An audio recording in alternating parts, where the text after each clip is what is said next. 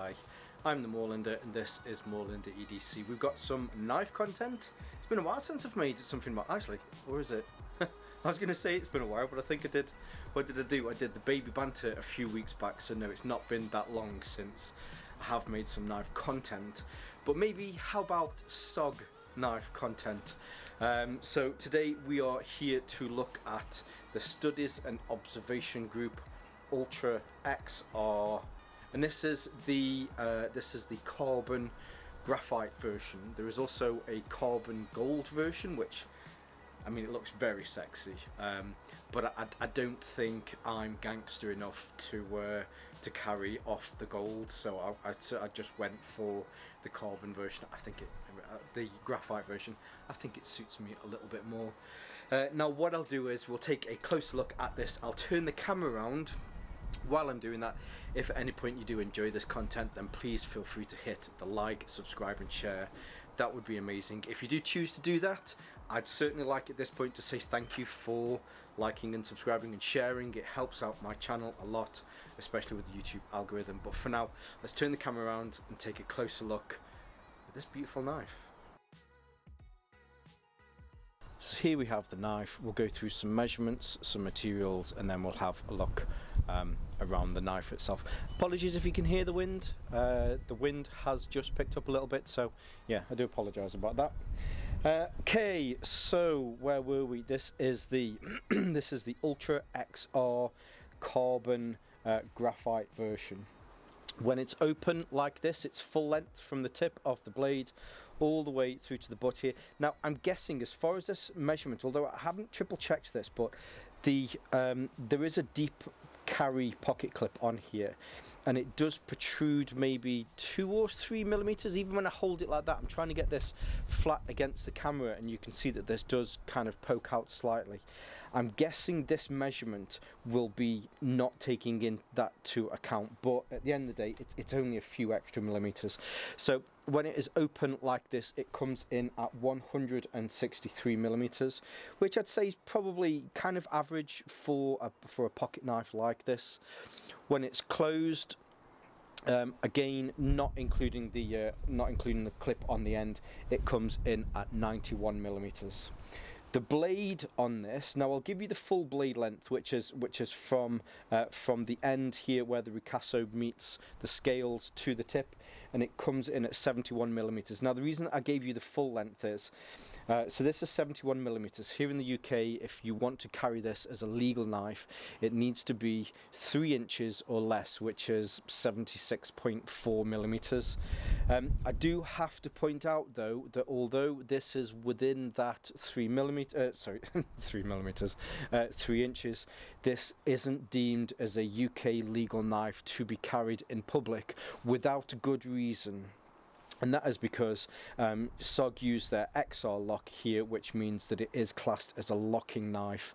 So this, unfortunately, isn't UK knife law friendly. Now, that's not to say that you cannot own this knife. Obviously, you know, I own this knife and the police aren't knocking at my door.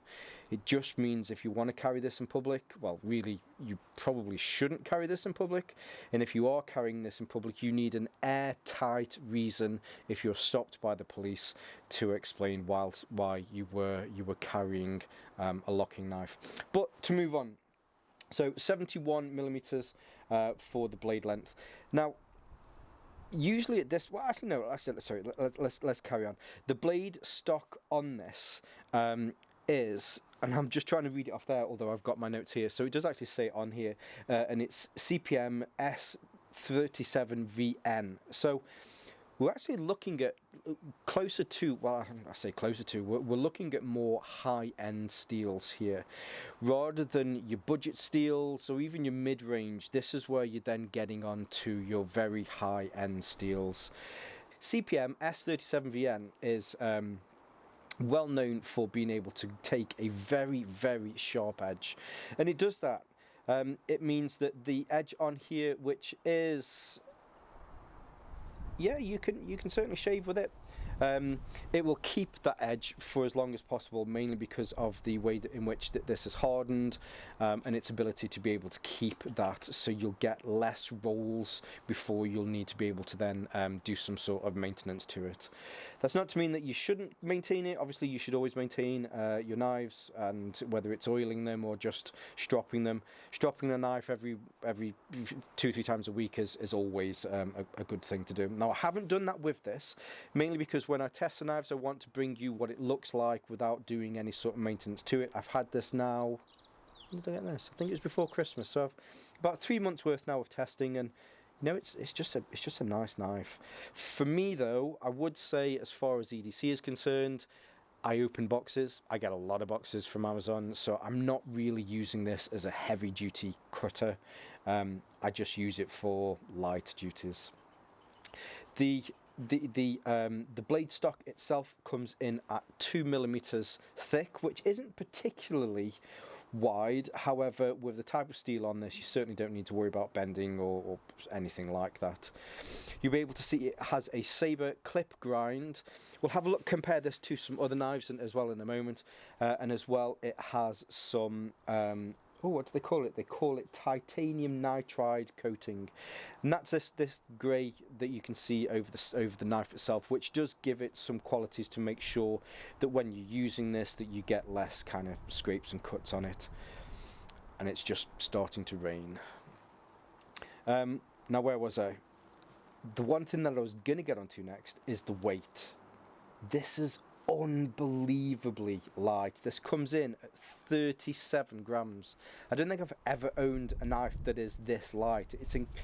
When I got this out and I started, I was like, this is weird. I even handed it to Mrs. Morlander and she went, what's up with that? Why is it so light? Especially when you compare it to some of other SOG's knives, you'll be able to see just how the difference in size, and a lot of that also comes down to the scales. So the scales on this are carbon fiber scales. If I put that on its side there, hopefully you'll be able to see just how thin this is. So the blade stock itself is 2mm. The overall thickness of this knife is 6.5mm. Now that isn't taking into account the clip that's on here. The clip is roughly twice, well, it's over, it increases it twice in size.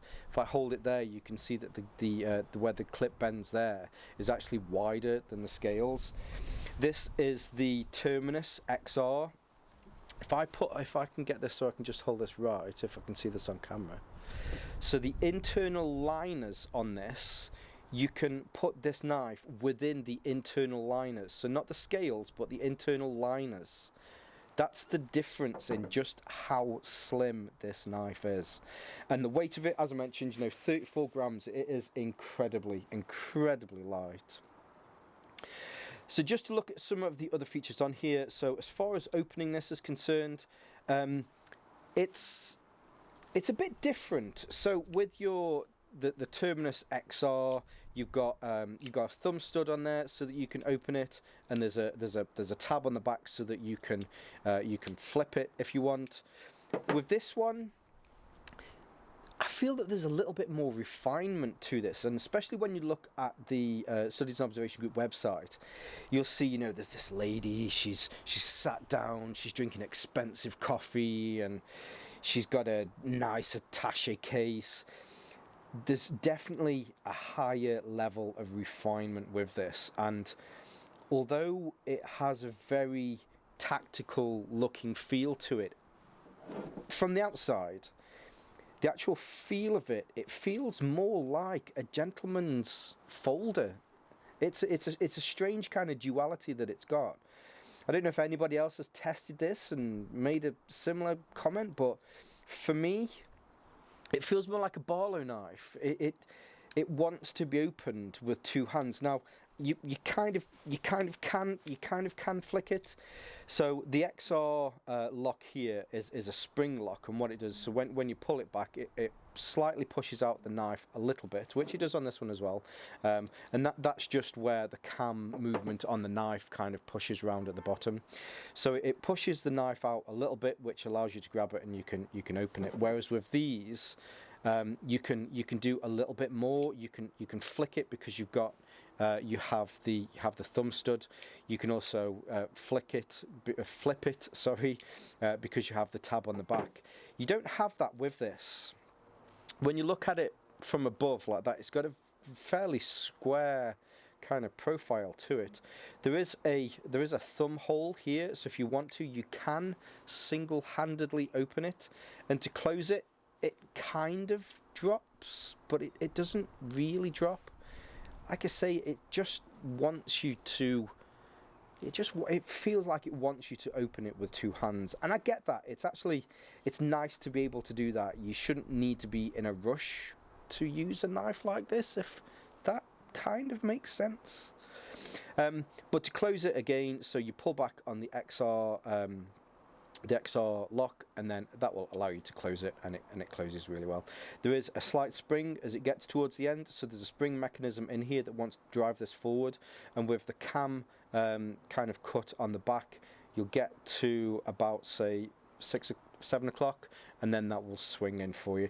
It's not a particularly strong swing spring, but you know, it does a good job of being able to retain it. When it's in there, you can kind of pop it, but which you shouldn't really do. I don't think that's a feature. You certainly can't do it with this one. But I think the spring in this one, so it's a coil spring that acts as against the cam on the back, which again we'll have a look at slightly in a minute. You can flick it if you want to. Again, I don't think it's supposed to do that. But again, I've had no safety worries. You really have to flick it really quite hard in order to be able to do that. Now there's no liner on this. The liner and the scales are one and the same, so if I hold that there, you'll be able to see. So you can kind of squash it. At the end of the day, it is carbon fiber, so it's very strong. If you're concerned about bending, I think this is possibly the wrong knife for you. It's not that kind of hard working knife. Don't get me wrong, it's a knife at the end of the day, so if you do need to use it to do something difficult or hard wearing or hard duties, you probably can do. But again, it just feels like a gentleman's folding knife rather than a knife that you are going to go out and, you know, do something strenuous with. So where were we? So the actual construction of it, so you've got the knife, you have the scales, which as I mentioned, these are carbon fiber. The way that this is all held together, so you have 2 barrel spacers. If I just pull that there like that, so these two here, these are barrel spacers. There is another spacer here. The spacer here acts as the rear lock, so that cam position again, it just stops that from over rotating. You have the center pin here, which is what it rotates around. And then, so here is the spring, and the spring moves forwards and backwards. And then this additional barrel spacer, so this barrel spacer, see if I can get this close enough. So you can see in here, that's where the actual spring is. So as this comes round, if you can see on the inside, so that pushes against that cam, so that when it gets to the lock position, then the XR lock, and if I do it this way, so when it hits that full rotate position there, the XR lock springs forward. Now you definitely can't flick this out doing it that way. It's impossible to do it. Even giving it some big hits, it won't close itself with that lock. But as I say, with a bit of a flick, you can open it without manually opening the lock on there. The 2 screws here on the end are for the pocket clip. They're on there, and there are also 2 on the other side, so you can take this and you can put it on the other side. Now normally with other knives like this, these holes can be closed or they can be covered, but there's no internal liner with this. When you're screwing these in, you're screwing these through into the actual pocket clip itself. So these holes are left open mainly because there's nothing on the other side for it to screw into, which I think is a shame. I don't think it doesn't detract anything from its aesthetics, but it's just a shame that you have these 2 kind of countersunk holes that can't be hidden when it's not being, or at least when those 2 holes aren't being used. The smooth opening on this is very, very, very smooth. It really is. In fact, the bearings in there do a very good job of making sure that this is very buttery smooth. It doesn't have the easy movement of some of other SOG knives, and I think that's mainly because the pivot pin on here has to be fastened a little bit more tightly to make sure that it holds the construction of this together, especially with any sort of rotational force. It really does need to make sure that all of those tolerances in there are very tight. But again, for me, I never found that an issue. I want to take my time to open it. Its opening is a very smooth kind of opening, but there's just a little bit more friction than you would get against some of other SOG's knives. Now, this is probably a good segue into some of SOG's other knives. I have a few here. The first one, this is the OG Terminus. So this is a slip joint, and you can see the size there. That the terminus here is, you know, it's substantially larger, whereas when you actually look at the blade or the cutting edge on the blade, there's not that much of a difference. Mainly this just comes down to the scales and the handle on this.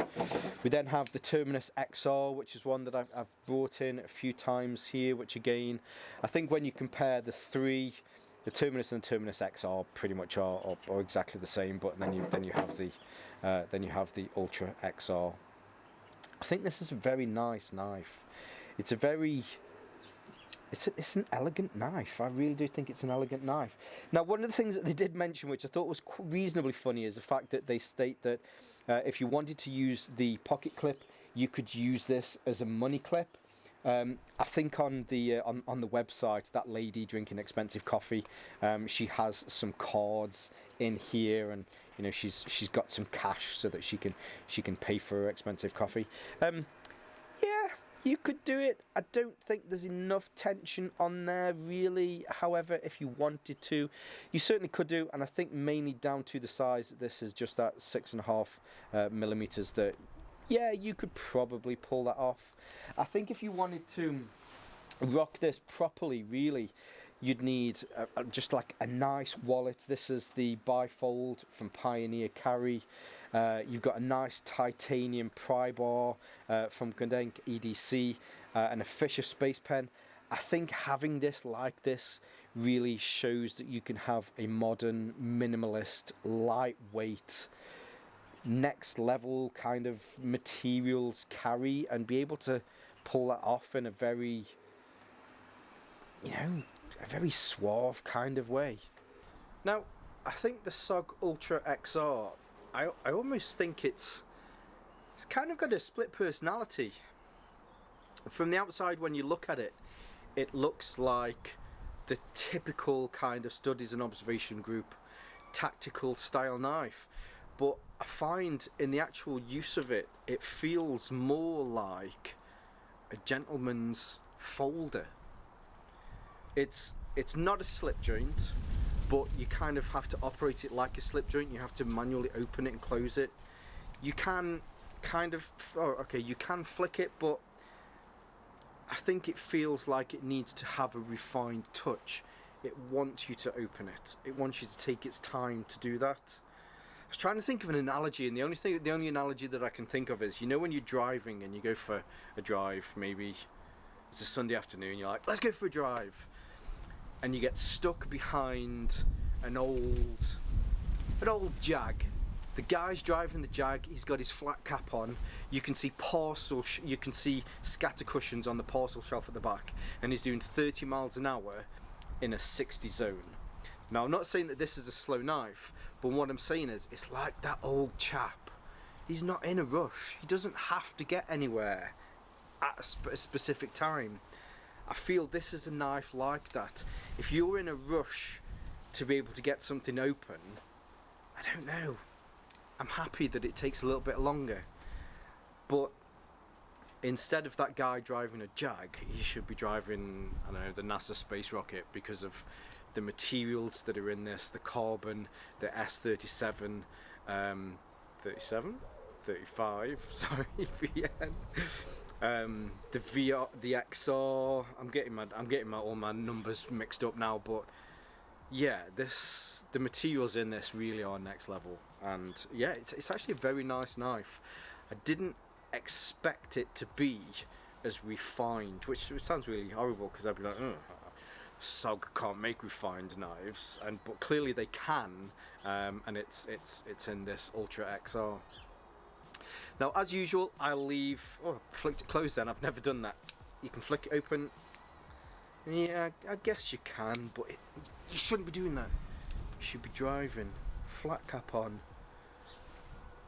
scatter cushions on your parcel shelf in an old Jag. Anyway, I'll leave some links in the description below so that you can see more from Studies and Observation Group. I'll leave some of my links in the description below if you want to follow me on social media. All of the usual thing. It's YouTube at the end of the day. Don't forget to like, subscribe and share, of course. But for now, stay safe, stay Moorlander, and stay EDC.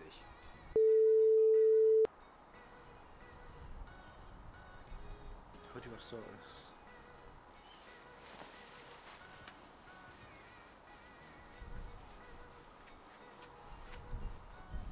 It's cold. Oh. No!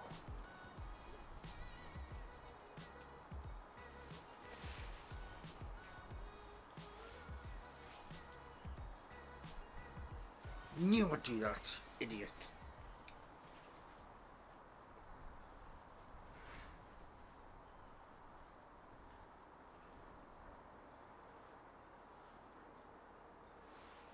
Just be careful.